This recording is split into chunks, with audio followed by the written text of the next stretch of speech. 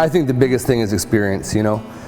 David started Northwest Safe 30 years ago, and I think that you can't replace experience along with those right tools for the job.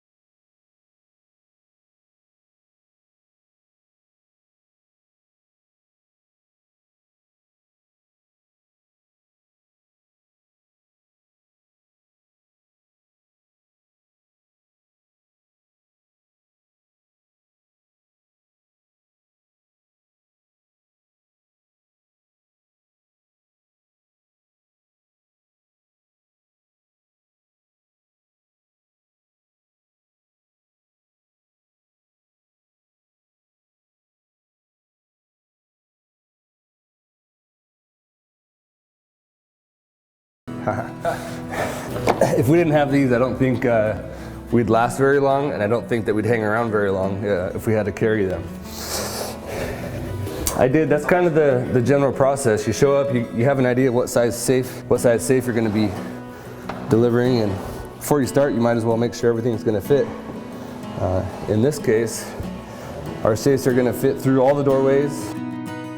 We sold a safe on Black Friday to a guy, and it was a relatively light safe, one of our entry-level safes that's less than 400 pounds. He got home and quickly realized as he was unloading the safe that he may have made a poor decision in not paying us to do the services for him. He ended up dropping his safe and breaking a rib.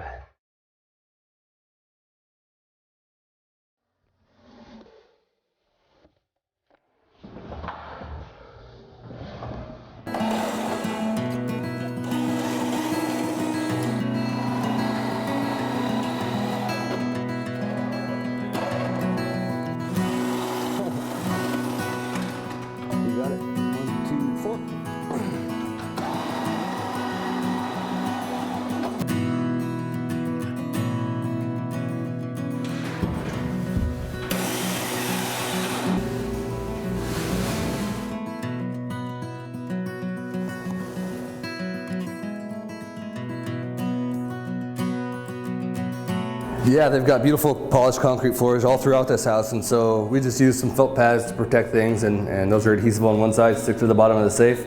Depending on how this sits once we're down, we got a couple different thicknesses to even things out and make sure that the door is neutral when the customer is using their safe. That way it doesn't smash their fingers or run into something it's not supposed to run into.